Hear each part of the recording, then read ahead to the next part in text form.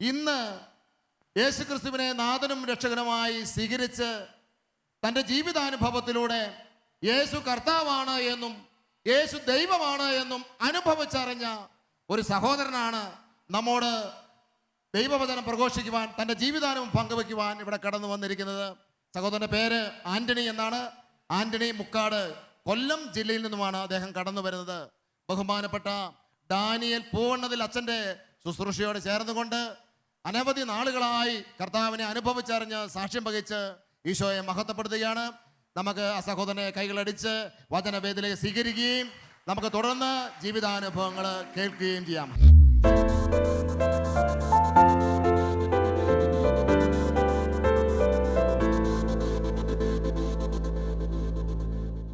എൻ്റെ പേര് ആൻ്റണി മുക്കാട് എന്നാണ്. സ്ഥലം കൊല്ലമാണ്. 3 ഘട്ടമായിട്ടാണ് ഈ കുറഞ്ഞ സമയത്തിലെ ദൈവാനുഭവം പങ്കുവെക്കാൻ ആഗ്രഹിക്കുന്നത്. 1-ാമത്തെ ഘട്ടം മാനസാന്തരാനുഭവം, 2-ാമത്തെ ഘട്ടം ദൈവം ശക്തമായി വഴി നടത്തിയ അനുഭവം, 3-ാമത്തെ ഘട്ടമാണ് അത്ഭുതകരമായി എൻ്റെ ആത്മീയ ജീവിതത്തിൽ ഈശോ ഇടപെട്ടത്. ഏതെല്ലാം രാജ്യത്ത് നിന്ന് ഈ സാക്ഷ്യം ആരെല്ലാം കേൾക്കുന്നോ, ഈ തുടക്കം മുതൽ അവസാനം വരെ നിങ്ങൾ വിശ്വാസം വഴി കേൾക്കുക. ഈ സാക്ഷ്യത്തിൻ്റെ അവസാന നിമിഷത്തിൽ കേട്ടുകൊണ്ടിരിക്കുന്ന ദൈവമക്കൾക്ക് വേണ്ടി അതിശക്തമായി എളിയദാസൻ പ്രാർത്ഥിക്കും. ഇന്ന് ഈ ദിവസം ഇവിടെ ഇരുന്ന് പ്രാർത്ഥിച്ചപ്പോൾ കർത്താവിൻ്റെ ആത്മാവ് എന്നോട് പറയുകയായിരുന്നു, അനേക മനുഷ്യൻ്റെ ജീവിതത്തിൽ ഞാൻ പ്രവർത്തിക്കുമെന്ന്. ഹല്ലേലൂയാ. അതുകൊണ്ട് എന്നെ കേൾക്കുന്ന ദൈവ പൈതലേ, നീ എവിടെയെന്ന് കേട്ടാലും നിൻ്റെ ബെഡ്റൂമിൽ ഇറങ്ങി വരുന്ന ഒരു ദൈവമുണ്ട്. നിൻ്റെ കിടക്കയിൽ ഇറങ്ങി വന്ന് നിന്നെ എഴുന്നേൽപ്പിക്കുന്ന ദൈവമുണ്ട്.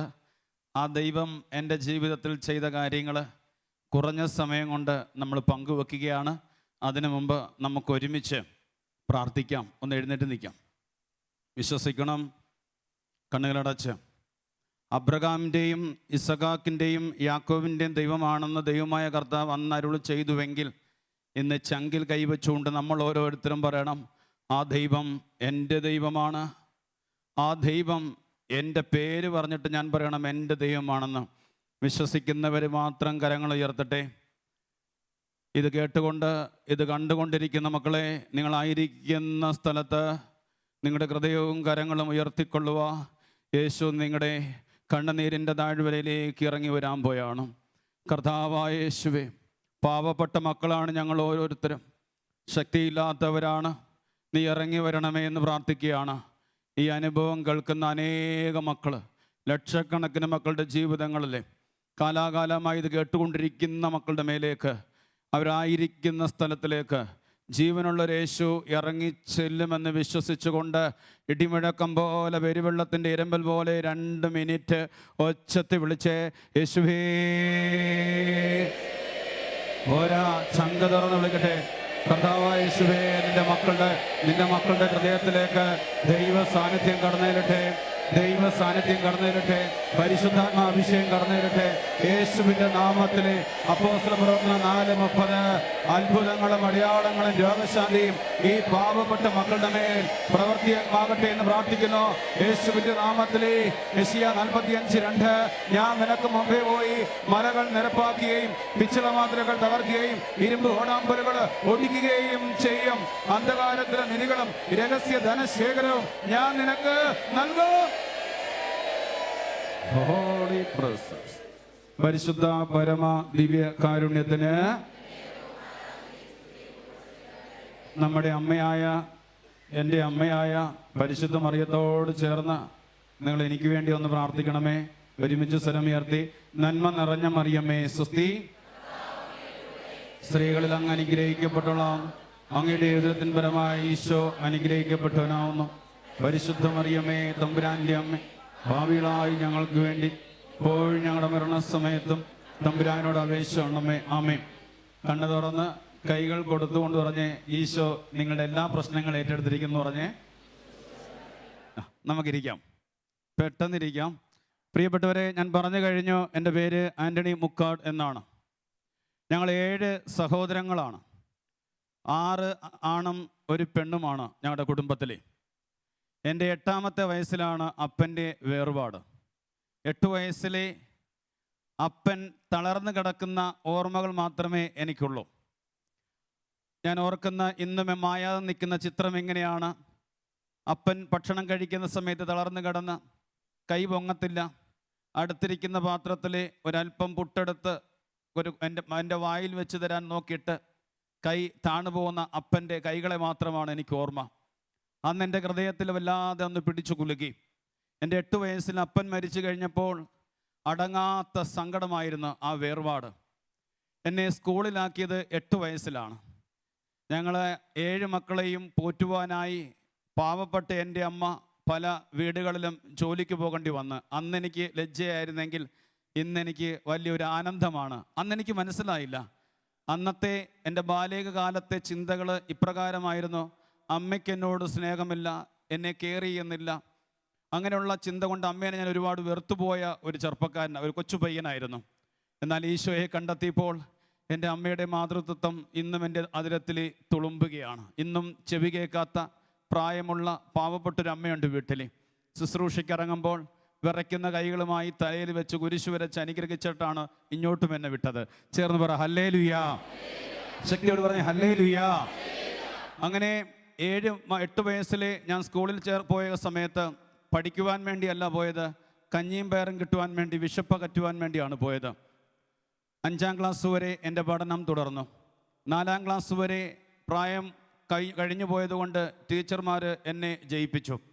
5ാം ക്ലാസ്സിലെത്തിയപ്പോഴാണ് തോൽവിയുടെയും പരാജയത്തിൻ്റെയും നൊമ്പരം ആദ്യമായിട്ട് ഞാൻ ഏറ്റുവാങ്ങുന്നത്. 5ാം ക്ലാസ്സിൽ റെക്കോർഡോടുകൂടി ഞാൻ തോറ്റു. അന്ന് സാറ് റെഡ് മഷി കൊണ്ട് എഴുതി ലോകത്തിലെ ഏറ്റവും വലിയ മണ്ടനാണ്. 5ാം ക്ലാസ്സിൽ വെച്ച് ഞാൻ പഠിത്തം നിർത്തി. അന്ന് വരെയും 13ാമത്തെ വയസ്സിൽ പഠിത്തം നിർത്തുന്ന സമയത്ത് എനിക്ക് എഴുതുവാനോ വായിക്കുവാനോ അറിയില്ല. അങ്ങനെ 13ാമത്തെ വയസ്സിലാണ് ഞാൻ ജോലിക്ക് ഇറങ്ങുന്നത്. കടലിൽ മീൻ പിടിക്കുവാനായിട്ടാണ് ഞാൻ പോകുന്നത്. പ്രിയപ്പെട്ടവരെ, മീൻ പിടിക്കുവാൻ പോയി കാശ് ആവോളം കിട്ടുന്ന സമയത്ത് ഞാനല്ലാതായി തീരുകയാണ്. 4 സഹോദരന്മാർക്ക് കൊടുക്കേണ്ട ആദരവോ ബഹുമാനോ ഞാൻ കൊടുത്തില്ല. 4 ചേട്ടന്മാരുടെ മുമ്പിൽ വെച്ച് ചൂത് കളിക്കുവാനും ലഹരി ഉപയോഗിക്കുവാനും തക്കവിധം ഞാൻ അധപ്പതിച്ചു. മുതിർന്നവരെ ബഹുമാനിക്കുവാനോ ആദരിക്കുവാനോ ഞാൻ പഠിച്ചിട്ടില്ല. ലോകം 22 വയസ്സ് വരെയും സംസ്കാരമില്ലാത്തവനെന്നും വിദ്യാഹീനനെന്നും എഴുതിത്തള്ളി. 22 വയസ്സുവരെയും ഞാൻ എന്നെ തന്നെ വെറുത്തുപോയൊരു കാലഘട്ടമായിരുന്നു. ഞാൻ ഏറ്റവും കൂടുതൽ വെറുത്തത് ആരെയൊക്കെയാണെന്ന് ചോദിച്ചാൽ 1, ഞാൻ എന്നെ വെറുത്തു. 2, മറ്റുള്ളവരെ ഞാൻ വെറുത്ത്. 3, ദൈവത്തെ പാടെ വെറുത്തു. എന്തിന് ഈ പാഴ്ജന്മ? എന്തിനു വേണ്ടിയാണ് ഈ ജീവിതം തന്നതെന്നും. കാരണം കുഞ്ഞുനാളിലെ ചേട്ടൻ വീട്ടിൽ കൊണ്ടുവച്ചിരുന്ന മദ്യം കുഞ്ഞുനാളിൽ ചേട്ടൻ അറിയാതെ ടേസ്റ്റ് ചെയ്തു തുടങ്ങി. ആ മദ്യം 22ാമത്തെ വയസ്സായപ്പോഴത്തേന് എന്നിൽ ആധിപത്യം പുലർത്തി. എന്നെ കേൾക്കുന്ന അപ്പച്ചന്മാരെ, സഹോദരന്മാരെ, നിങ്ങൾ വീട്ടിൽ ഒരു തുള്ളി മദ്യം പോലും കൊണ്ടുവെക്കരുതും.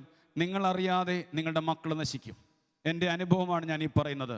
നിങ്ങളോട് ഞാൻ അപേക്ഷിക്കുകയാണ്. അങ്ങനെ ചേട്ടൻ അറിയാതെ കുടിച്ച മദ്യം എൻ്റെ കുഞ്ഞുനാളിലെ ആരും കാണാതെ സിഗരറ്റ് വീടി വലിച്ചു തുടങ്ങിയ ഞാൻ 22ാമത്തെ വയസ്സിൽ മദ്യം കുടിച്ചുകൊണ്ട് ഞാൻ പഠിച്ച സ്കൂളിൻ്റെ വരാന്തയിൽ ഞാൻ കിടന്നുറങ്ങുവാൻ ഇടയായി. ഒരു സിഗരറ്റിൽ നിന്നും അടുത്ത സിഗരറ്റ് കത്തിച്ച് വലിച്ച് ലഹരിയിൽ അധപ്പതിച്ചു പോയി. കാരണം ഇത്രയുള്ള അപകർഷബോധത്തിൻ്റെ അങ്ങേയറ്റത്തായിരുന്നു ഞാൻ. എന്തിനാണ് ഈ ജന്മം എന്ന് ഞാൻ പലപ്പോഴും ചോദിച്ചു പോയി. ശപിക്കുവാനും പഴിക്കുവാനും തുടങ്ങിയ ജീവിതം, ഈ ജീവിതം കൊണ്ട് ഒരർത്ഥവുമില്ല എന്ന് തോന്നി. പാപത്തിൻ്റെ സെപ്റ്റിക് ടാങ്കിൻ്റെ അങ്ങേയറ്റത്തെത്തി എന്ന് പറയാം. കൈനിറയെ കാശ് കിട്ടുവാൻ തുടങ്ങിയപ്പോൾ ഒരുപാട് കൂട്ടുകാർ എൻ്റെ ജീവിതത്തിലുണ്ടായി. എൻ്റെ കൗമാരത്തിൽ 13 വയസ്സ് മുതൽ അങ്ങനെ ചൂതുകളിയിലും ലഹരിയിലും ആണ്ടുപോയ ഞാൻ ജീവിതത്തിൽ ഒരിക്കലും എനിക്ക് സന്തോഷിക്കുവാൻ കഴിഞ്ഞിട്ടില്ലായിരുന്നു. സഭാപ്രസംഗൻ്റെ പുസ്തകം 12ാം അധ്യായം 1-ാം വാക്യം, ഒന്നിലും സന്തോഷം തോന്നുന്നില്ല എന്ന് പറയുന്ന ദുർദിനങ്ങളും വർഷങ്ങളും ആഗമിക്കും മുമ്പേ നിന്റെ സൃഷ്ടാവിനെ സ്മരിക്കുക എന്ന വചനം എത്രയോ സത്യമെന്ന് ഞാൻ ചിന്തിച്ചു പോയി. അങ്ങനെ ജീവിതത്തിൽ സകല സന്തോഷവും നഷ്ടപ്പെട്ടു. ഞാനിങ്ങനെ ഒന്നിൽ നാട് വിടാമെന്നുള്ളൊരു തീരുമാനത്തിലേക്ക് എത്തി, അല്ലെങ്കിൽ മരിക്കാം എന്നൊരു തീരുമാനത്തിലെത്തി. ജീവിച്ച് കൊതി തീരുന്നതിന് മുമ്പ് ജീവിതത്തോട് മടുപ്പ് തോന്നിക്കഴിഞ്ഞു.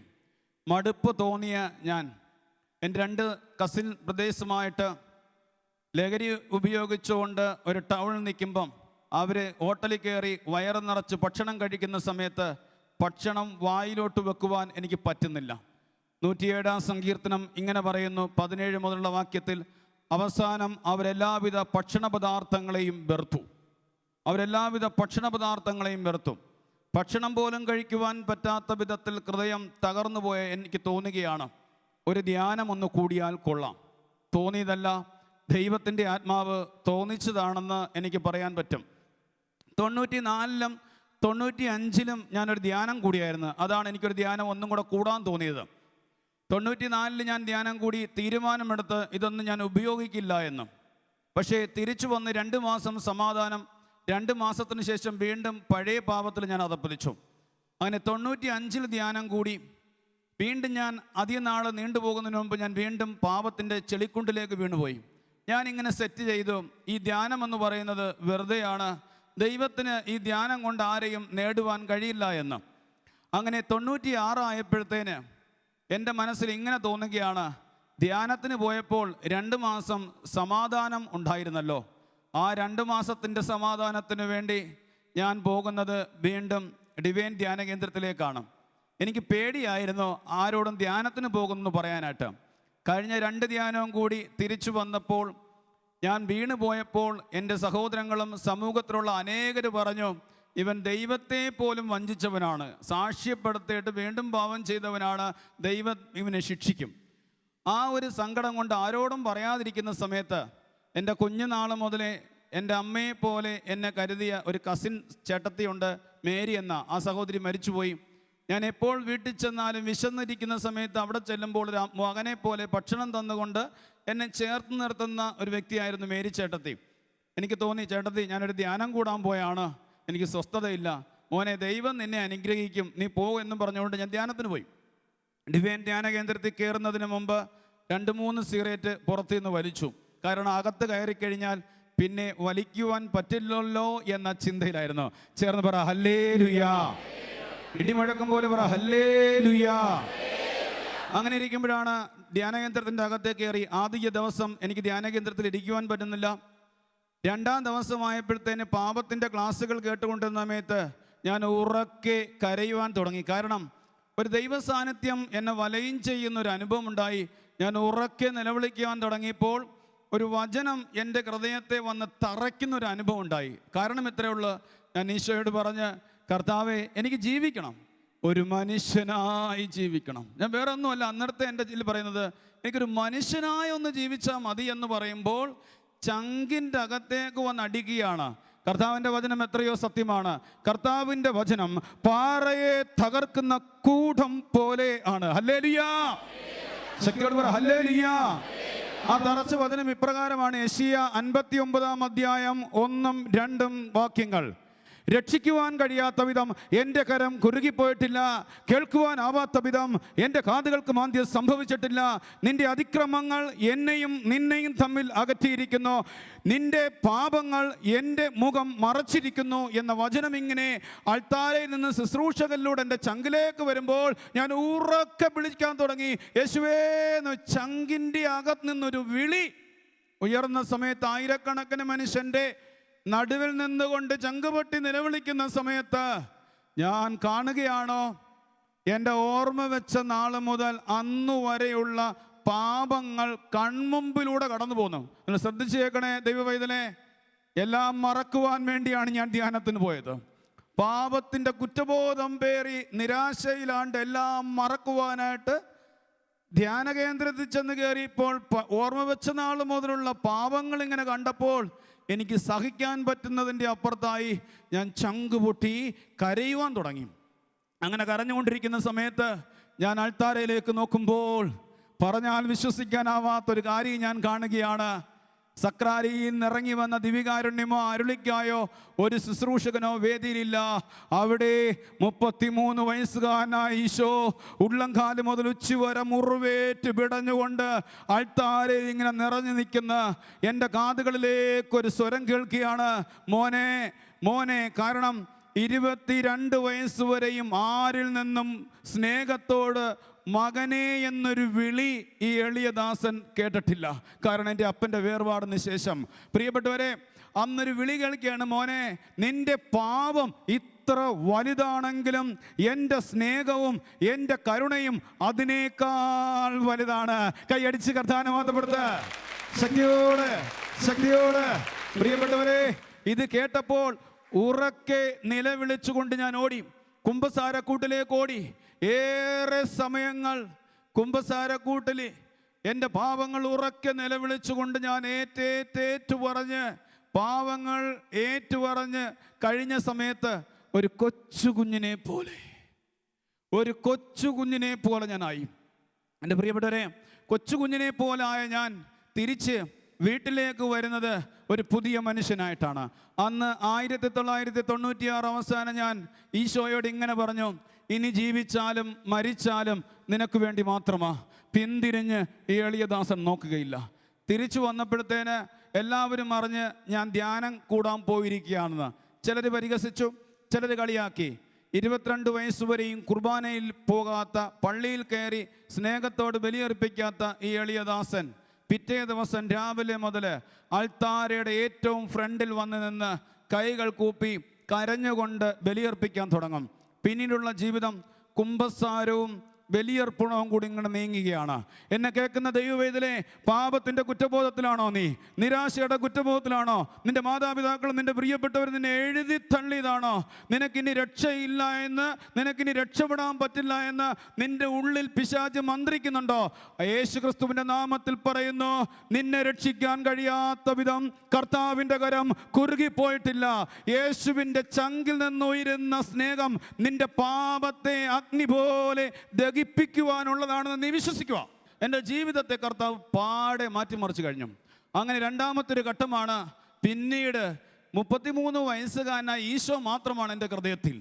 പ്രലോഭനങ്ങളുടെയും പാപത്തിൻ്റെയും നടുവിൽ സക്രാരിയുടെ മുമ്പിൽ പോയി കരയുവാൻ ഞാൻ ഇന്നുവരെയും മടിച്ചിട്ടില്ല.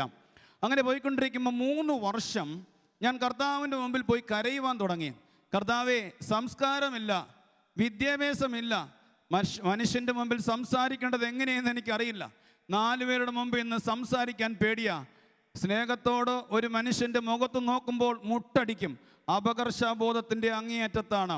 എന്താ പറയുക, പുരുഷൻ്റെ സൗണ്ടല്ല എന്ന് പറഞ്ഞ് കളിയാക്കൽ ഏറ്റുവാങ്ങി മടുത്ത ബാലികവും കൗമാരവും യുവത്വമാണ്. എന്നാൽ ഞാൻ നിന്നെ വിശ്വസിക്കുകയാണ്.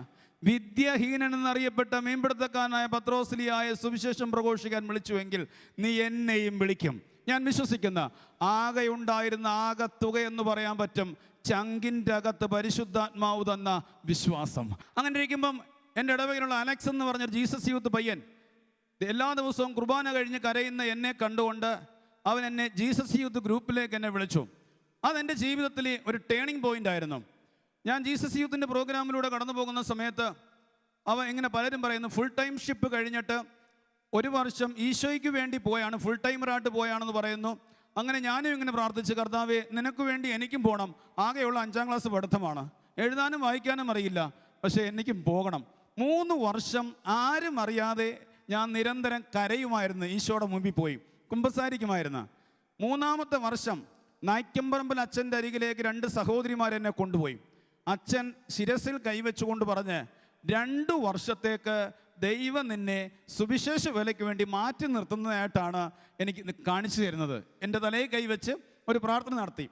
1999 എമാവൂസിൽ വെച്ച് ഒരു ട്രെയിനിങ് പ്രോഗ്രാമിൽ പങ്കെടുക്കുകയും അവിടെ വെച്ച് അവർക്ക് ആത്മാവ് വെളിപ്പെടുത്തിയ പ്രകാരം എന്നെ വടക്കേ ഇന്ത്യയിലേക്ക് വിട്ട് സാന്ത്വന കമ്മ്യൂണിറ്റി എന്ന് പറയുന്നൊരു കമ്മ്യൂണിറ്റിയിൽ ഫാദർ ധീരജ് നടത്തുന്നൊരു കമ്മ്യൂണിറ്റിയിലേക്ക് എന്നെ വിട്ടു. അവിടെ പോയത് ദിവ്യകാരുണ്യത്തിൻ്റെ മുമ്പിൽ 2 വർഷം ഞാൻ കരഞ്ഞു.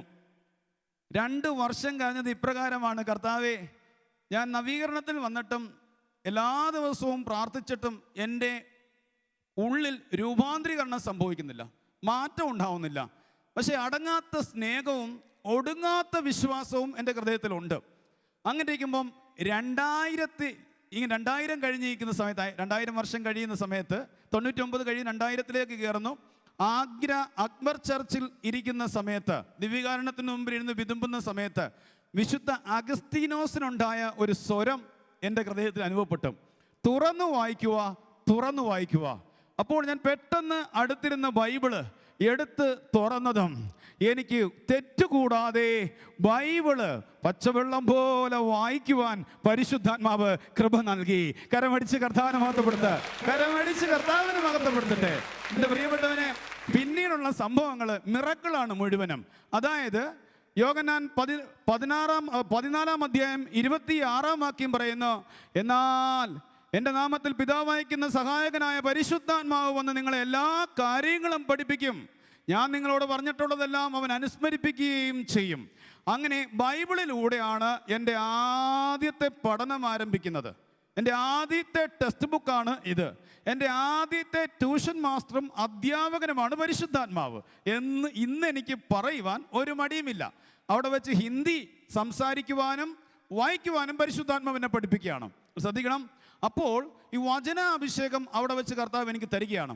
അപ്പോൾ എൻ്റെ ഹൃദയത്തിൽ ആത്മവിശ്വാസം വർദ്ധിക്കുകയും വചനം പ്രഘോഷിക്കുവാൻ എൻ്റെ ഉള്ളിൽ വലിയ ദാഹമുണ്ടായി. അങ്ങനെ എനിക്ക് അവിടുന്ന് പെട്ടെന്ന് സ്ഥലമാറ്റം കിട്ടുകയാണ്. മീരറ്റ് സർദാന എന്ന് പറയുന്ന സ്ഥലത്ത് ഇന്ന് വൈദികനാണ് സാബി ബ്രദർ എന്ന് പറഞ്ഞ, അന്ന് ബ്രദറായിരുന്നു, ഇന്ന് വൈദികനാണ്. എൻ്റെ ഹൃദയത്തിൽ കൊണ്ടു നടക്കുന്ന ഒരു അച്ഛനാണ് സാബി അച്ഛൻ. ശാലോമിൽ ഒരിക്കലുണ്ടായിരുന്നു. ഞാനും അച്ഛനുമായിട്ടാണ് അങ്ങോട്ട് പോകുന്നത്. അവിടെ വെച്ച് ഞങ്ങൾ രണ്ടുപേരും ബൈബിൾ വായിക്കാൻ പഠിക്കാൻ ഒരു ആവേശമായി. പക്ഷേ എല്ലാ ദിവസവും കുർബാന കഴിഞ്ഞിട്ട് വിജനമായൊരു സ്ഥലത്ത് തിണ്ണേ കയറി നിന്നിട്ട് ഞാനിങ്ങനെ നായ്ക്കുംപറമ്പിൽ അച്ഛനെ അനുകരിക്കാൻ തുടങ്ങി. അതായത് ആയിരക്കണക്കിന് മനുഷ്യർ വചനം കേൾക്കാൻ നിൽക്കുന്നു, ഞാനൊരു വേദി നിൽക്കുന്നു, എന്നിട്ട് ഇങ്ങനെ വിളിച്ചു പറയുന്നു. അരമണിക്കൂർ ദൈവസ്നേഹത്തെക്കുറിച്ചും നിരവധി ക്ലാസ്സുകൾ ഞാൻ എടുക്കും, ആരുമില്ല കേൾക്കാൻ. എന്നിട്ട് ഇങ്ങനെ പറയും, വലത് സൈഡിലിരിക്കുന്ന മേരി ഈശോ തൊടുന്ന്, ക്യാൻസർ രോഗി ഈശോ തൊടുന്ന്, ഇങ്ങനെ വെറുതെ വിളിച്ചു പറയും. കാണുന്നവർക്ക് അത് വട്ടാണെന്ന് തോന്നും. പക്ഷേ എനിക്ക് മനുഷ്യനെ ഫേസ് ചെയ്യാൻ പറ്റാത്തത് കൊണ്ട് ഒച്ചത്തിൽ ഇത് പറയാതിരിക്കാൻ പറ്റത്തില്ലല്ലോ. ഇതെൻ്റെ ഉള്ളിൽ അടങ്ങാത്ത ആഗ്രഹമാണ്. അങ്ങനെ കടന്നു പോകുന്ന സമയത്ത് 2001 ഫാദർ ധീരജ്, എൻ്റെ ആത്മീയ പിതാവ് എന്ന് പറയാം, ചങ്കിലിങ്ങനെ കെട്ടിപ്പിടിച്ചിട്ട് എൻ്റെ ശിരസിൽ കൈവച്ചിട്ട് ഇങ്ങനെ അച്ഛൻ പറയുകയാണ്, മോനെ നീ ലോകത്തിലൊരു അനുഗ്രഹിക്കപ്പെട്ട മകനായി തീരും, ദൈവം നിന്നെ ഉയർത്തും. ഹല്ലേലൂയാ. ചേർന്ന് പറ ഹല്ലേലൂയാ. കത്തി ചൊല്ലിക്കിട്ടുന്നേ ഹല്ലേലൂയാ. അങ്ങനെ 2001 അവസാനം നാട്ടിൽ വന്നു. 2002 ചിറ്റൂർ ധ്യാന കേന്ദ്രത്തിൽ പോയൊരു ധ്യാനം കൂടുന്ന സമയത്ത് ഞാൻ 5 ദിവസവും പ്രാർത്ഥിച്ചത് മറ്റൊന്നിനും വേണ്ടിയല്ല. ഈശോയെ, വചനം പ്രഘോഷിക്കാൻ അടങ്ങാത്ത ദാഹമുണ്ട്, എന്നെ ഒന്ന് സഹായിക്കണം, എന്നെ ഒന്ന് പേര് ചൊല്ലി വിളിച്ചാൽ മാത്രം മതി എന്ന് പറയുകയാണ്. അപ്പോഴും ഞാൻ ആരുടെയും മുഖത്ത് നോക്കില്ല, 4 പേരുടെ മുമ്പിൽ നിൽക്കില്ല. 6 വർഷം കഴിഞ്ഞു. 5-ാം ദിവസം ഇങ്ങനെ വിളിച്ചു പറയുന്ന അഭിഷേക പ്രാർത്ഥന സമയത്ത് ആന്റണി എന്ന് പറയുന്ന മകനെ വചനപ്രഘോഷണത്തിനായി കർത്താവ് വേർതിരിച്ചു മാറ്റുന്നു. കൈയടിക്ക് മകത്ത് കൊടുക്കാം, ശക്തിയോടെ ശക്തിയോടെ. അതുകൊണ്ട് ദൈവവൈദ്യരെ, നിന്റെ ഉള്ളിൽ ചങ്കിൻ്റെ അകത്ത് വചനം തന്നിട്ടുണ്ടെങ്കിൽ, നിന്റെ ഉള്ളിൽ ദൈവാത്മാവ് കടന്നു വന്നിട്ടുണ്ടെങ്കിൽ നീ ദാഹിച്ചോ, ആഗ്രഹിച്ചോ. പരിശുദ്ധാത്മാവ് അടുത്ത വർഷം ഇതുപോലെ സമയത്തിന് മുമ്പ് ഒരു അഗ്നി അഭിഷേകം നിന്റെ മേലയക്കും. ഹല്ലേലൂയാ. ചേർന്ന് പറ ഹല്ലേലൂയാ.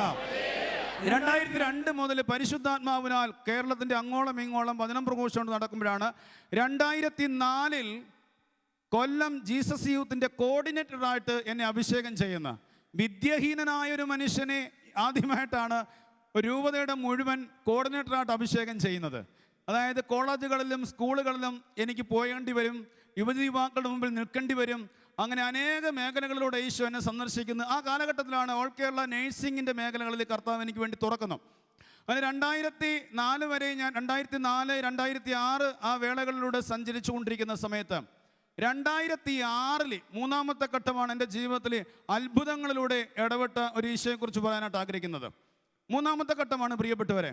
അത്ഭുതകരമായി എൻ്റെ ജീവിതത്തിൽ യേശു എന്നെ നടത്തിയ വഴിയെക്കുറിച്ച് നിങ്ങളോട് പങ്കുവെക്കാനായിട്ട് ആഗ്രഹിക്കുകയാണ്. രണ്ടാമത്തെ ഘട്ടത്തിൽ ദൈവത്തിൻ്റെ എൻ്റെ ആത്മാവ് എന്നോട് പറഞ്ഞു കഴിഞ്ഞു.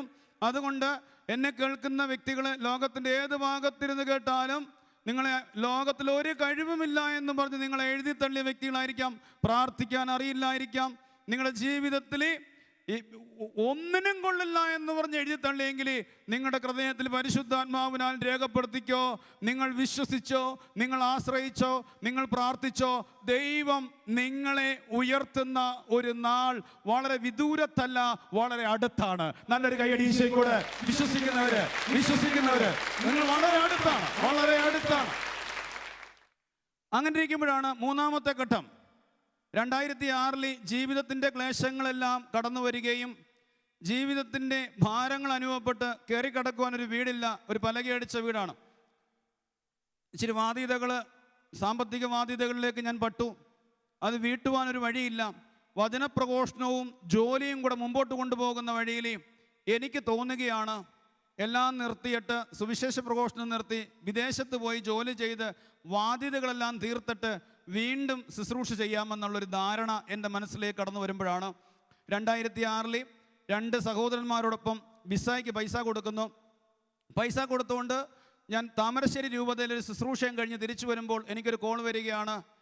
താങ്കൾ എത്രയും പെട്ടെന്ന് ബ്ലഡ് ബാങ്കിലേക്ക് വരണം, താങ്കളുടെ ബ്ലഡ് ഒരിക്കൽ കൂടെ തരണം എന്ന് പറയുകയാണ്. കാരണം എത്രയേ ഉള്ളൂ, മെഡിക്കൽ പാസ്സാവില്ല, ഹെപ്പറ്റൈറ്റിസ് ബി എന്ന മാരക രോഗത്തിൻ്റെ ഉടമയാണ് താങ്കൾ.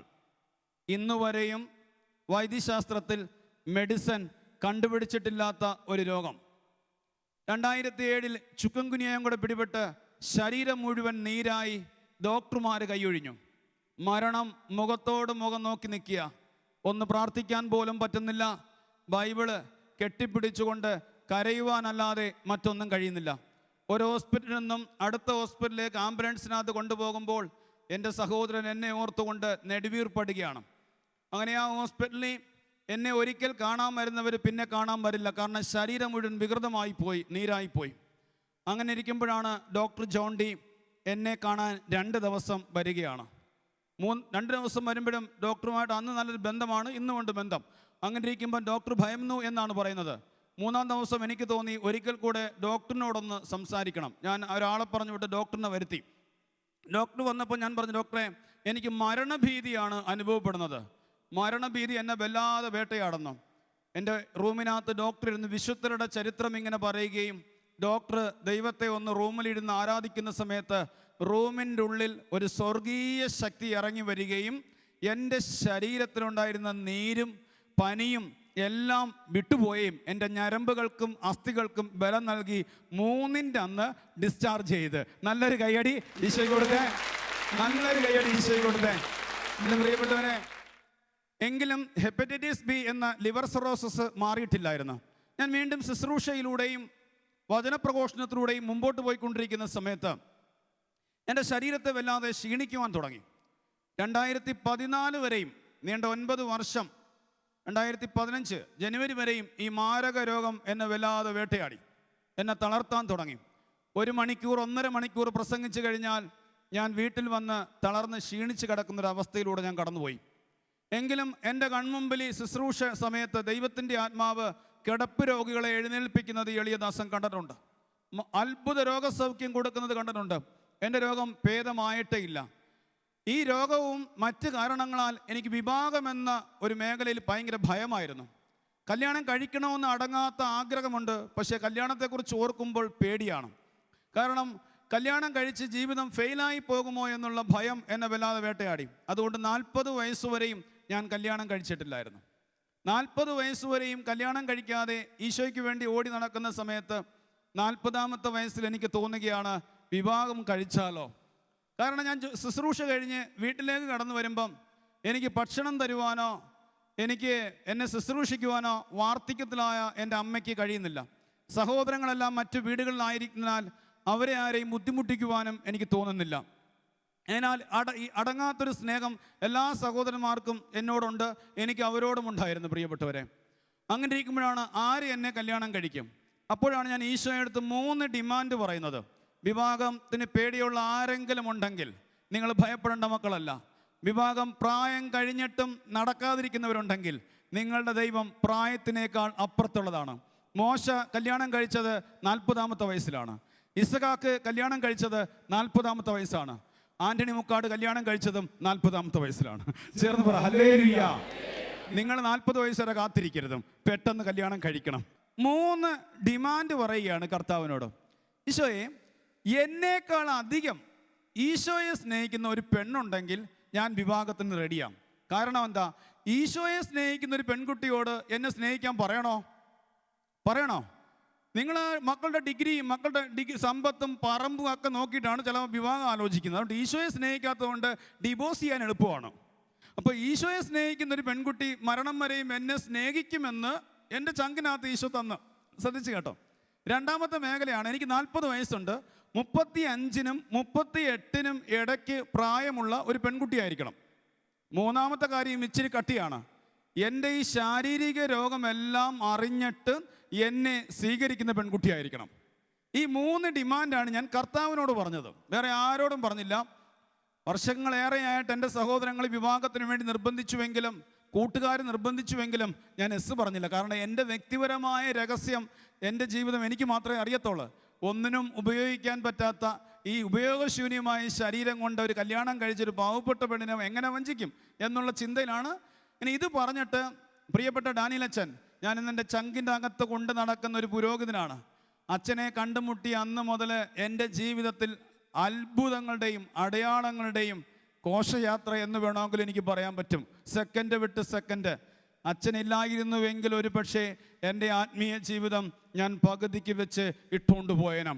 ഒരുപാട് പ്രതിബന്ധങ്ങൾ കൊടുങ്കാറ്റ് പോലെ എന്നെ പിടികൂടിയായിരുന്നു. പ്രിയപ്പെട്ടവരെ, ചേർന്ന് പറ ഹല്ലേലൂയ, ചേർന്ന് പറ ഹല്ലേലൂയ. ഞാൻ എൻ്റെ എല്ലാ സ്നേഹിതരോടും പറഞ്ഞു, ഞാൻ കർത്താവിനോട് ആദ്യം പറഞ്ഞു, കർത്താവ് ഞാൻ വിവാഹം കഴിക്കാൻ റെഡിയാണോ. 40 വയസ്സ് വരെ ഞാൻ എസ് പറഞ്ഞില്ല. രണ്ടാമത് എല്ലാവരോടും പറഞ്ഞു ഞാൻ വിവാഹം കഴിക്കാൻ പോയാണ്. മൂന്നാമത് അച്ഛനോട് പറഞ്ഞു, അച്ഛാ എൻ്റെ 3 ഡിമാൻഡ് ഇങ്ങനെയാണ്. ഈ ലോകത്തിലൊരു പെൺകുട്ടി കർത്താവ് എനിക്ക് വേണ്ടി ഒരുക്കിയിട്ടുണ്ടെങ്കിൽ ഞാൻ കല്യാണം കഴിക്കാം. അച്ഛൻ കോതമംഗലത്ത് വെച്ചൊരു യൂത്തിൻ്റെ ധ്യാനത്തിൽ വെച്ച് എൻ്റെ ശിരസിൽ കൈവച്ചുകൊണ്ട് എന്നെ ഒന്ന് അനുഗ്രഹിച്ചു പ്രാർത്ഥിച്ചു. ഇനി ശ്രദ്ധിച്ച് കേട്ടോ, ദൈവവേദനയെ ശ്രദ്ധിച്ച് കേട്ടോ. എന്നെ അനുഗ്രഹിച്ചു പ്രാർത്ഥിച്ചിട്ട് 1 മാസം കഴിഞ്ഞപ്പോഴത്തേന് ഇങ്ങനെ ഞങ്ങൾ ഒരു ശുശ്രൂഷ വേളയിൽ എറണാകുളത്തുള്ള ഒരു ശുശ്രൂഷകൻ പാടാൻ വരുന്നു. ഞാൻ അദ്ദേഹത്തോട് പറഞ്ഞ്, ദാസ് എന്നാണ് പേര്, ദാസ ഞാൻ കല്യാണം കഴിക്കാൻ തീരുമാനിച്ചു. അപ്പോൾ അദ്ദേഹം പറയാണ്, എൻ്റെ ഇടവകയിൽ ഒരു പെൺകുട്ടിയുണ്ട്, ആ പെൺകുട്ടിക്ക് 38 വയസ്സുണ്ടെന്നാണ് എൻ്റെ കാഴ്ചപ്പാട്. ഇപ്പോൾ ഒന്നാമത്തെ അടയാളമായി. രണ്ടാമത് പറയുകയാണ്, എല്ലാ ദിവസവും പരിശുദ്ധ കുർബാന സ്വീകരിക്കാതെ ഈ പെൺകുട്ടി ജോലിക്ക് പോകത്തില്ല. അതായത് ഒരു കമ്പനിയുടെ അഡ്മിനിസ്ട്രേഷനായിട്ട് വർക്ക് ചെയ്യുന്നു, 16 വർഷമായിട്ട് ഇൻചാർജ് ആണ് ഒരു കമ്പനിയുടെ. എൻ്റെ ജോലി സുവിശേഷ പ്രഘോഷണം, പെൺകുട്ടി ഒരു കമ്പനിയുടെ മുഴുവൻ ഉത്തരവാദിത്വം. എൻ്റെ വീട് കൊല്ലം അഷ്ടമുടിക്കായലിൻ്റെ നടുക്ക്, പെൺകുട്ടിയുടെ വീട് എറണാകുളം ടൗണിൽ. നിങ്ങൾ മാനുഷിക തലത്തിൽ ചിന്തിച്ച് നോക്കുക, കല്യാണം നടക്കുമോ ഇല്ലയോ എന്ന്. ചേർന്ന് പറ ഹല്ലേലൂയ, ശക്തിയോട് പറ ഹല്ലേലൂയ, ഹല്ലേലൂയ. ജെറമ്യ 33:3 പറഞ്ഞില്ലേ, എന്നെ വിളിക്കുക, ഞാൻ നിനക്ക് മറുപടി നൽകും. നിന്റെ ബുദ്ധിക്ക് അതീതമായ കാര്യങ്ങളും നിഗൂഢമായ രഹസ്യങ്ങളും ഞാൻ നിനക്ക് വെളിപ്പെടുത്തും. എന്നെ കേൾക്കുന്ന ദൈവവൈദ്യരേ, നീ വിളിക്കേണ്ടത് മനുഷ്യനെ അല്ല, നീ വിളിക്കേണ്ടത് യേശുവിനെയാണ്. നിന്റെ ബുദ്ധിക്ക് അതീതമായ കാര്യങ്ങൾ സ്വർഗം വെളിപ്പെടുത്തുവാനായി നിനക്ക് വേണ്ടി കാത്തിരിക്കുക. നീ വിശ്വസിക്കണം, നീ വിശ്വസിക്കണം. ഒരത്ഭുതം നിന്റെ ജീവിതത്തിൽ ഈശോ വെച്ചിട്ടുണ്ട്. അങ്ങനെ ഇരിക്കുമ്പം ഞാൻ ഈ പെൺകുട്ടീനെ പെട്ടെന്ന് ഫോൺ നമ്പർ മേടിച്ച് വിളിച്ചിട്ട് എന്നിട്ട് പറയണം, ഈ പെൺകുട്ടിയുടെ കമ്പനിയും വീടുമായിട്ട് മധ്യ ഒരു ഔസേപിതാവിൻ്റെ പള്ളിയുണ്ട്, അവിടെ കയറി പോകുന്ന സമയത്തും തിരിച്ചു വരുന്ന സമയത്തും ഏറെ സമയം അവിടെ ഇരുന്നിട്ട് വീട്ടിലോട്ട് വരത്തോളൂ, കമ്പനിയിലേക്ക് പോകത്തോളൂ. 2 അടയാളം കിട്ടിയ സമയത്ത് ഞാൻ പെട്ടെന്ന് ഫോൺ നമ്പർ മേടിച്ച് പെണ്ണിനെ വിളിച്ചു. എൻ്റെ പേര് കേട്ടപ്പോൾ പെണ്ണ് ഓക്കെ അടിച്ചു. കാണണ്ടെന്ന് പറഞ്ഞു, വന്ന് പെണ്ണ് കാണാനായിട്ട് വന്നോളാൻ പറഞ്ഞു. എനിക്ക് ഓക്കെയാന്ന് പറഞ്ഞു. കാരണം എന്താണെന്നറിയാവോ, 38 വയസ്സുവരെയും ഈശോയുടെ മണവാട്ടിയായിട്ട് മാത്രം ജീവിക്കുവാൻ വേണ്ടി നാളുകളേറെ ദിവികാരുണ്യത്തിൻ്റെ മുമ്പിൽ കാത്തിരിക്കുന്ന ഒരു പെൺകുട്ടിയായിരുന്നു. അതായത് 3 ദിവസം ഭക്ഷണം കഴിച്ചില്ല എങ്കിൽ പോലും ദിവികാരുണ്യത്തിന് മുമ്പിൽ കൊണ്ടുവന്നിരുത്തിയാൽ അവിടെ ഇരിക്കും. ഇപ്പം ഈ സമയത്ത് അവിടെ കൈവിരിച്ച് നിൽക്കുകയാണ് എനിക്ക് വേണ്ടി. കൈവിരിച്ച് എൻ്റെ പവർ ഹൗസ് എന്നൊക്കെ പറയാൻ പറ്റും ശുശ്രൂഷയുടെ. ഒരു ഭാര്യയുടെ കണ്ണുനീര് അതിൻ്റെ ഭർത്താവിന് ഫലമണിയും. അത് ഇച്ചിരി കഴിയുമ്പം പറയാം. എൻ്റെ പ്രിയപ്പെട്ടവനെ, ഞങ്ങൾ പോയി പെൺകുട്ടിയെ ഓഗസ്റ്റ് 15 പോയി കാണുന്നു. പെൺകുട്ടി ഓക്കെ അടിച്ചു. കാരണം ഇത്രയുള്ള ഈ പെൺകുട്ടിക്ക് 38 വയസ്സായപ്പോൾ വീട്ടുകാർ വിവാഹാലോചന ഇങ്ങനെ കൂടിക്കൊണ്ടിരിക്കുന്ന സമയത്ത് ഇവൾ ഓടിയത് നേരെ സെഗിയോൻ ധ്യാന കേന്ദ്രത്തിൽ ശുശ്രൂഷകരുടെ ധ്യാനത്തിൽ പങ്കെടുക്കാൻ പോയി. അവിടെ പോയി ശുശ്രൂഷകരുടെ ധ്യാനം പങ്കെടുത്തുകൊണ്ടിരുന്ന സമയത്ത് രാത്രി ഉറങ്ങുന്ന സമയത്ത് പിന്നെ എഴുതി കാണിച്ചു കൊടുക്കുന്ന സ്വപ്നത്തിലൂടെ, നീ കല്യാണത്തിന് വേണ്ടി ഭയപ്പെടേണ്ട, എന്നെ കല്യാണം കഴിക്കാനായിട്ട് വരുന്നത് ആന്റണി എന്ന് പറയുന്ന ഒരു ചെറുപ്പക്കാരനാണ്. കൈയടിച്ച് കർത്താവിനെ മാറ്റപ്പെടുത്താം, കൈയടിച്ച്. എൻ്റെ കാരണം എന്താണെന്നറിയാമോ? ഞാൻ കൊല്ലത്തിൽ നിന്നുകൊണ്ട് പ്രാർത്ഥിക്കുകയാണ്, പിതാവേ എന്നേക്കാൾ അധികം ഈശോയെ സ്നേഹിക്കുന്ന ഒരു പെൺകുട്ടിയായിരിക്കണം.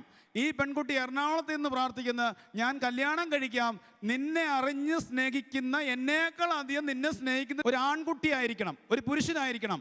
സാറായുടെയും തോബിത്തിൻ്റെയും പ്രാർത്ഥന ദൈവസന്നിധിയിലെത്തിയപ്പോൾ ഇരുവരും കണ്ടുമുട്ടുവാൻ ഇടയാക്കിയതുപോലെ ഞങ്ങളുടെ രണ്ടുപേരുടെയും പ്രാർത്ഥന ദൈവസന്നിധിയിലെത്തിയപ്പോൾ ഞങ്ങൾ കണ്ടുമുട്ടുവാൻ ഇടയായി. വിവാഹത്തിന് ഒരുങ്ങുന്നവരെ നിങ്ങളും പ്രാർത്ഥിക്കണം. ഹല്ലേലൂയ. ശക്തിയോട് പറ ഹല്ലേലൂയ. അങ്ങനെ ഞാൻ ഈ പെൺകുട്ടിയെ കണ്ടു കഴിഞ്ഞപ്പോൾ പെൺകുട്ടി ഓക്കെ അടിച്ചു. ഞാൻ പറഞ്ഞു ഓക്കെ അടിക്കാനിരിക്കട്ടെ, എനിക്ക് ഒരു കാര്യം ഇവിടെ പറയാനുണ്ട്. 2 കാര്യം ഈശോ തന്ന അടയാളം ഓക്കെയാണ്. മൂന്നാമതൊരു കാര്യമുണ്ട്, എനിക്കത് മറച്ചു വെക്കാൻ പറ്റില്ല. എൻ്റെ രോഗം ഇതാണ്. വൈദ്യശാസ്ത്രത്തിൽ ഇന്ന് വരെയും മെഡിസിൻ കണ്ടുപിടിച്ചിട്ടില്ലാത്ത ഹെപ്പറ്റൈറ്റിസ് ബി ആണ്. 2014 തിരുവനന്തപുരം മെഡിക്കൽ കോളേജിലെ ട്രീറ്റ്മെൻറ്റ് നിർത്തി. കാരണം ഓവർ ഡോസ് മെഡിസിൻ കഴിച്ച് ശിരസിലെ മുടി കൊഴിഞ്ഞിരിക്കുകയാണ്. എൻ്റെ ശരീരം ഒന്നിനും ഉപകരിക്കുകയില്ല. എന്നാൽ വിവാഹത്തിനെ കുറിച്ചുള്ളൊരു സ്വപ്നം മനസ്സിൽ വന്നപ്പോൾ ഞാൻ അതിന് ഇറങ്ങി തിരിച്ചു എന്ന് മാത്രമേ ഉള്ളൂ. ആലോചിച്ചിട്ട് വേണം പറയാൻ. ഒറ്റ വാക്കേ ഈ പാവപ്പെട്ട പെൺകുട്ടി പറഞ്ഞോള്, ഈശോ എന്നോട് പറഞ്ഞു സ്വീകരിക്കാൻ, ഞാൻ സ്വീകരിക്കുക. ഈശോ എന്നോട് പറഞ്ഞു, ഞാൻ സ്വീകരിക്കുകയാണ്. 2014 നവംബർ 8 കല്യാണം കഴിഞ്ഞു. അന്ന് രാത്രി മുതൽ എൻ്റെ ചങ്കിൻ്റെ അകത്തുകൂടെ കുറേ വേദന കടന്നുപോയി. ശുശ്രൂഷ കഴിഞ്ഞ് വന്ന് റൂമിൽ വരുമ്പോൾ ശരീരം വേദനിക്കുന്ന എൻ്റെ ശരീരത്തിൽ തിരുമുവാനും മസാജ് ചെയ്യുവാനും ശുശ്രൂഷിക്കുവാനുമേ പറ്റുന്നുള്ളൂ ഈ പാവപ്പെട്ട പെൺകുട്ടിക്ക്. 40 വയസ്സുവരെയും കിട്ടിയിട്ടില്ലാത്ത സ്നേഹത്തിൻ്റെ മുമ്പിൽ ഞാൻ അറിയാതെ പതറിപ്പോയി. ഇവളുടെ തോള് എൻ്റെ ശിരസിലേക്ക് വെച്ചിട്ട് പല രാത്രികളിലും ഞാൻ തേങ്ങിയിട്ട് ഇങ്ങനെ പറഞ്ഞു, കർത്താവേ, എനിക്ക് ജീവിക്കണം കുറച്ചു കാലം കൂടി. ഈ പെണ്ണിൻ്റെ സ്നേഹത്തിൻ്റെ മുമ്പിൽ ഇവൾക്ക് വേണ്ടി കുറച്ചും കൂടെ എനിക്ക് ആരോഗ്യം തരണമേ, കുറേ നാളും കൂടെ എനിക്ക് സ്നേഹിക്കണം. ഞങ്ങൾ ഓർത്തോളണം പ്രിയപ്പെട്ടവരെ, 2014 നവംബർ 8 ആദ്യ രാത്രി ഞങ്ങൾ ഇങ്ങനെ ഒരു തീരുമാനമെടുക്കുകയാണ്. ഞങ്ങൾ ഒരുമിച്ച് തോളോട് തോള് ചേർന്ന് ദിവസവും പോയി കുർബാന സ്വീകരിക്കാതെ വീട്ടിൽ ബ്രേക്ക്ഫാസ്റ്റ് ഉണ്ടാക്കുകയോ കഴിക്കുകയോ ചെയ്യത്തില്ല. എല്ലാ ദിവസവും പ്രഭാതത്തിൽ പോയി ബലിയർപ്പിച്ചിട്ട് ഒരുമിച്ച് വന്ന് ഒരുമിച്ചിരുന്ന് ഭക്ഷിക്കും. അങ്ങനെ 2015 ജനുവരി 1 മുതൽ ഞാൻ പരിശുദ്ധ കുർബാന സ്വീകരിച്ചുകൊണ്ട് ചങ്കിൻ്റെ അകത്ത് നിന്ന് വന്ന വേദന ഉയർത്തിയിട്ട് പറഞ്ഞു, ഈശോയെ, എൻ്റെ രോഗം എൻ്റേതല്ല, നിൻ്റേതാ. എൻ്റെ ക്ഷീണം എൻ്റേതല്ല, നിൻ്റേതാ. എൻ്റെ ലിവർ സിറോസിസ് എൻ്റേതല്ല, നിൻ്റേതാണ്. പക്ഷേ എനിക്ക് ജീവിക്കണം. എൻ്റെ ഭാര്യയുടെ കൂടെ ആരോഗ്യത്തോടു കൂടി ജീവിക്കണം. നീണ്ട 27 ദിവസങ്ങൾ കുർബാന കഴിഞ്ഞ് ജനങ്ങൾ തിരക്കിട്ട് ഓടുന്ന സമയത്ത് ഞാൻ ആ സക്രാരിയുടെ അരികിലിരുന്നു കൊണ്ട് ഞാനിങ്ങനെ അന്ന് 2001 ഭാവന കണ്ടതുപോലെ ഞാൻ അന്നും വിശ്വാസം വഴി ഭാവന കാണാൻ തുടങ്ങി. പരിശുദ്ധ കുർബാനയാകുന്ന യേശുവിൻ്റെ ശരീരവും രക്തവും എൻ്റെ ശരീരത്തിലേക്ക് വന്ന് അലിഞ്ഞ് ചേരുന്ന, അത് ലിവറിനെ ഇങ്ങനെ വ്യാപിക്കുന്ന, ബ്ലഡിനെ ശുദ്ധീകരിക്കുന്നതായിട്ട് നീണ്ട 27 ദിവസങ്ങൾ ഞാൻ കണ്ടു. 27-ാം ദിവസം പ്രിയപ്പെട്ടവരെ, പ്രിയപ്പെട്ട ഡാനിയൽ അച്ഛനുമായിട്ട് ചന്ദനപ്പള്ളി കൺവെൻഷൻ സമയത്ത് ഞാൻ അച്ഛനോടൊപ്പം വേദി നിൽക്കുന്ന സമയത്ത് എൻ്റെ ഭാര്യയുടെ ബർത്ത്ഡേ അന്നായിരുന്നു. അവൾ മെറ്റലിൻ്റെ പുറത്ത് മുട്ടുകുത്തി കൈ വിരിച്ചിട്ട് ഇങ്ങനെ പറയുകയാണ്, ഈശോയെ, എൻ്റെ ജീവിതത്തിൽ എല്ലാ ബർത്ത്ഡേക്കും നീ എനിക്കൊരു ഗിഫ്റ്റ് തരാറുണ്ട്. ഈ പെൺകുട്ടിയുടെ അപ്പൻ മരിച്ചു പോയതാണ്. ഈ ബർത്ത്ഡേക്ക് എനിക്കൊരു ഗിഫ്റ്റ് തരേണ്ടത് എൻ്റെ ആൻ്റണി ചേട്ടൻ്റെ സൗഖ്യമാണ്. ഞാനിതറിയുന്നില്ല. അപ്പോൾ വേദി നിന്നുകൊണ്ട് ഡാനിയൽ അച്ഛൻ ഇങ്ങനെ വിളിച്ചു പറയുകയാണ്, ഹെപ്പറ്റൈറ്റിസ് ബി, ലിവർ സിറോസിസ് ഉള്ള ഒരു വ്യക്തിയെ ഈശോ സ്പർശിക്കുന്നു. ശുശ്രൂഷകനായതുകൊണ്ട് ഞാനത് ശ്രദ്ധിച്ചില്ല, മൈൻഡ് ചെയ്തില്ല, ജനത്തിനാന്ന് തോന്നി. എന്നാൽ എൻ്റെ ഭാര്യ മെറ്റിലിൻ്റെ പുറത്ത് നിന്നുകൊണ്ട് ആമേൻ പറഞ്ഞു സ്വീകരിക്കുകയാണ്. റൂമിലോട്ട് ഞങ്ങൾ പോകുന്ന വഴി എൻ്റെ ഭാര്യ എന്നോട് പറയാണ്, ചേട്ടാ, അച്ഛൻ പറഞ്ഞ മെസ്സേജ് കേട്ടോ? ഞാൻ പറഞ്ഞ് കേട്ടു, അത് ആൻ്റണി ചേട്ടൻ്റെയാണ്. ഞാൻ പറഞ്ഞു ആമേൻ. ഫെബ്രുവരി 1 എൻ്റെ മനസ്സിൽ വല്ലാത്തൊരു ഭയം അനുഭവപ്പെടുകയാണ്. ദാമ്പത്യ റിലേഷൻ വഴി എൻ്റെ ഭാര്യയ്ക്ക് ഇത് പകർന്നിട്ടുണ്ടോ എന്ന്, ഇവളുടെ ഇത് പകർന്നോ എന്നുള്ള ഭയം വന്നപ്പോൾ ഞങ്ങൾ രണ്ടുപേരും ഫെബ്രുവരി 2 2015 ഫെബ്രുവരി 2 8 വർഷമായിട്ട് ടെസ്റ്റ് ചെയ്യുന്ന ലാബിൽ പോയി എൻ്റെ ഭാര്യയുടെ ബ്ലഡ് ഞാൻ കൊടുത്തു, കുഴപ്പമില്ല. എൻ്റെ ബ്ലഡ് കൊടുത്ത് അപ്പോൾ ആ നേഴ്സിനൊരു സംശയം തോന്നിയാണ്. വീണ്ടും ബ്ലഡ് എടുത്ത് ആ പെൺകുട്ടി പറയാണ്, ചേട്ടാ എന്താ മിറക്കിൾ വല്ലതും സംഭവിച്ചോ, എന്തു പറ്റി, കാണുന്നില്ലല്ലോ. ഞാൻ ഓടി ബെൻസീർ ഹോസ്പിറ്റലിലേക്ക്, കൊല്ലം കിംസ് ഹോസ്പിറ്റലിലേക്ക്, DDRC സെൻറ്ററിലേക്ക് പോയി ഞാൻ ടെസ്റ്റ് ചെയ്ത് നോക്കിയപ്പോൾ 9 വർഷമായിട്ട് എൻ്റെ ലിവറിനെ കാർന്നു നിന്നുകൊണ്ടിരുന്ന ഹെപ്പറ്റൈറ്റിസ്, ലിവർ സിറോസിസ് യേശു ക്രിസ്തുവിൻ്റെ പരിശുദ്ധ കുർബാനയാകുന്ന തിരുശരീരവും തിരുരക്തവും ശുദ്ധീകരിച്ച് സൗഖ്യപ്പെടുത്തി. ഹല്ലേലൂയ. ശക്തിയോടെ ഹല്ലേലൂയ. എന്നെ കേട്ടുകൊണ്ടിരിക്കുന്ന ദൈവ പൈതലേ, നീ എത്ര വലിയ പാപിയാണെങ്കിലും യേശുവിന് ക്ഷമിക്കാൻ കഴിയാത്ത ഒരു പാപവും നീ ചെയ്തിട്ടില്ല. നീ വിശ്വസിക്കുന്നോ? നിന്റെ ചങ്കിൽ നിന്നുയരുന്ന നിലവിളിയും നിന്റെ അനുതാപത്തിന്റെ കണ്ണുനീരുമുണ്ടെങ്കിൽ ഈ കേട്ടുകൊണ്ടിരിക്കുമ്പോൾ നീ യേശുവിന്റെ ചങ്ങിനോട് ചേരും. എന്നെ കേട്ടുകൊണ്ടിരിക്കുന്ന ദൈവ പൈതലേ, യേശുവിന് സുഖപ്പെടുത്തുവാൻ കഴിയാത്ത ഒരു രോഗവും നിന്റെ ശരീരത്തിൽ ഇല്ല. എന്നെ കേട്ടുകൊണ്ടിരിക്കുന്ന ദൈവ പൈതലേ, യേശുവിന് പരിഹരിക്കാൻ കഴിയാത്ത ഒരു പ്രശ്നം നിന്റെ ജീവിതത്തിലില്ല. യേശു ക്രിസ്തു 2000 വർഷങ്ങൾക്ക് മുമ്പ് കാൽവരി മലയടയിൽ ഇഞ്ചിഞ്ചായി പിടഞ്ഞു മരിച്ചത് നിനക്ക് വേണ്ടിയാണ്. യേശുവിന്റെ ശരീരം ഉള്ളംകാലം മുതൽ ഉച്ചി വരെ മുറിവേറ്റത് നിന്നെ സുഖപ്പെടുത്തുവാൻ വേണ്ടിയാണ്. യേശു ക്രിസ്തു സമ്പന്നനായിട്ടും ദരിദ്രനായി തീർന്നത് പാവപ്പെട്ട ജനമേ നിങ്ങളെ സമ്പന്നനാക്കാൻ വേണ്ടിയാണ്. നീ വിശ്വസിക്കുന്നോ? ഇപ്പോൾ കേട്ടുകൊണ്ടിരിക്കുമ്പോൾ ഒരു അത്ഭുതം നിന്റെ ബെഡിലേക്ക് ഇറങ്ങി വരും. ഏത് രാജ്യത്തിരുന്ന് കേട്ടാലും, ഏത് ദേശത്തിരുന്ന് കേട്ടാലും നിന്റെ ബെഡ്റൂമിലേക്ക് ഇറങ്ങി വരുന്ന ഒരു ദൈവമുണ്ട്. നിന്റെ രോഗശൈലിയിലേക്ക് ഇറങ്ങി വന്ന് നിന്നെ എഴുന്നേൽപ്പിക്കുന്ന ഒരു ദൈവമുണ്ട്. നിന്റെ കണ്ണുനീർ തുടയ്ക്കുന്ന ഒരു ദൈവമുണ്ട്. ആ ദൈവം നീ കേട്ടുകൊണ്ടിരിക്കെ അത്ഭുതം സംഭവിക്കും. പ്രിയപ്പെട്ടവരെ, ലൂക്കാ 4-ാം അധ്യായത്തിൽ 21-ാം വാക്യം പറയുന്നു, ഈ തിരുവെഴുത്തിൽ ഇങ്ങനെ നിറവേറിയിരിക്കുന്നു. ഇത് കേട്ടുകൊണ്ടിരിക്കെ തന്നെ ഇന്നീ തിരുവെഴുത്ത് നിറവേറിയിരിക്കുക. നമുക്ക് എഴുന്നേക്കാം. ഇപ്പോൾ ഒരു ശക്തി കടന്നു വരും. കണ്ണടച്ചോ, കണ്ണടച്ചോ, കണ്ണടച്ചോ. എന്നെ കേട്ടുകൊണ്ട്, ഈ എളിയദാസനെ കേട്ടുകൊണ്ട് ഏത് രാജ്യത്തിലും നീ സുവിശേഷം കേൾക്കുന്നു, ഈ സാക്ഷ്യം കേട്ടോ. ഒന്ന് പറയുന്നു, നീ മാരകപാപത്തിന്റെ അടിമയാണെങ്കിൽ പൈതലേ, നീ ആരായിരുന്നാലും നിനക്ക് വേണ്ടി ഈശോ മരിച്ചത്. മാരക രോഗത്തിന്റെ ഉടമയാണെങ്കിലും ദൈവ പൈതലേ, അവന്റെ അടിപ്പിണർന്നാൽ നിനക്ക് സൗഖ്യമുണ്ട്. ഇനി ലോകത്തിന് പരിഹരിക്കാൻ കഴിയാത്ത പ്രശ്നത്തിന്റെ നടുവിലാണുവെങ്കിലും യേശു അത് പരിഹരിക്കാൻ പോയാണ്. കരം ഉയർത്തിക്കോ. എന്നെ കേട്ടുകൊണ്ടിരിക്കുന്ന പൈതലെ, നീ എവിടെ ആയിരുന്നാലും നിന്റെ ഹൃദയം ഒന്ന് തുറന്നുകൊട്. വിദേശത്തെ ആയിരുന്നാലും സ്വദേശത്തായിരുന്നാലും, വാഹനം ഓടിച്ചു കൊണ്ടിരിക്കുമ്പോൾ ഇത് കേട്ടുകൊണ്ടിരിക്കുകയാണെങ്കിൽ, ബെഡ്റൂമിലിരുന്ന് കേട്ടുകൊണ്ടിരിക്കുകയാണെങ്കിൽ, യേശുവിന്റെ ആത്മാവ് ഇപ്പോൾ കടന്നു വരാൻ പോയാണ്. സർവശക്തിയോട് ഒച്ചത്തിൽ വിളിക്കട്ടെ, യേശുവേ എന്ന് വിളിച്ച് പ്രാർത്ഥിക്കട്ടെ. പാവപ്പെട്ട ജനത്തിന്റെ മേൽ കരുണയായിരിക്കണമേ. ഈ പാവപ്പെട്ട ജനത്തിന്റെ മേൽ കരുണയായിരിക്കണേ അപ്പാ. ഈ പാവപ്പെട്ട ജനത്തിന്റെ മേൽ, ഈ പാവപ്പെട്ട ജനത്തിന്റെ മേൽ കരുണയായിരിക്കണേ അപ്പാ. കരുണയായിരിക്കണേ അപ്പാ. കേട്ടുകൊണ്ടിരിക്കുമ്പോൾ തന്നെ അത്ഭുതങ്ങൾ സംഭവിക്കട്ടെ. കണ്ടുകൊണ്ടിരിക്കുമ്പോൾ തന്നെ അടയാളങ്ങൾ സംഭവിക്കട്ടെ. യേശുവിന്റെ നാമത്തിൽ, യേശുവിന്റെ നാമത്തിൽ, യേശുവിന്റെ നാമത്തിൽ കരങ്ങളടിച്ച് ഹല്ലേലൂയ, ഹല്ലേലൂയ. കരങ്ങളടിച്ച്, ശക്തിയോട് കരങ്ങളടിച്ച്. പോലെ ഇറങ്ങണമേ, അഗ്നിനാവായി പതിയണമേ, ഓടും കാറ്റായി വീശണമേ, ആത്മനദിയായി ഒഴുകണമേ. ശക്തിയോടെ തീ പോലെ ഇറങ്ങണമേ, അഗ്നിനാവായി പതിയണമേ, ഓടും കാറ്റായി വീശണമേ, ആത്മനദിയായി ഒഴുകണമേ.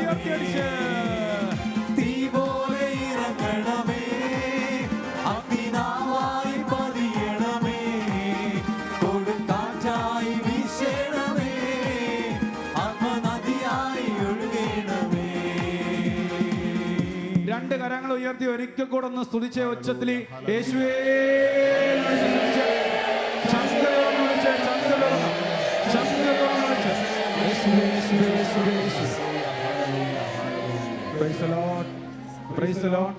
ഒരു കാര്യം കൂടെ പറയാൻ വിട്ടുപോയി. 1996 യേശുവിനെ രക്ഷകനും നാഥനുമായി ഞാൻ സ്വീകരിച്ച് അന്ന് മുതൽ ഇന്ന് പിന്തിരിഞ്ഞ് നോക്കുമ്പോൾ ഞങ്ങൾ 7 മക്കളെയും ദൈവം സമൃദ്ധമായി അനുഗ്രഹിച്ചു. എല്ലാവരും മദ്യപാനവും അസ്വസ്ഥതയും പാപവും ഉപേക്ഷിച്ചു. ഇന്ന് ഞങ്ങളുടെ എല്ലാവരും സ്നേഹിക്കാൻ മത്സരമാണ്. എല്ലാവർക്കും സ്വന്തമായി ഭവനമായി. അപ്പോസ്തല പ്രവർത്തനം 16:31 വചനം, കർത്താവായ യേശുവിൽ നീ വിശ്വസിച്ചാൽ നീയും നിൻ്റെ കുടുംബവും രക്ഷ പ്രാപിക്കുമെന്ന വചനം ഞാൻ അനുഭവിച്ചറിഞ്ഞു. ആ വചനം നിങ്ങൾക്കും നിങ്ങളുടെ കുടുംബങ്ങൾക്കും നിങ്ങളുടെ തലമുറയ്ക്കും യേശു തന്നൊരു വചനമാണ്. കൈയടിച്ച് കർത്താവിനെ മഹത്വപ്പെടുത്താം.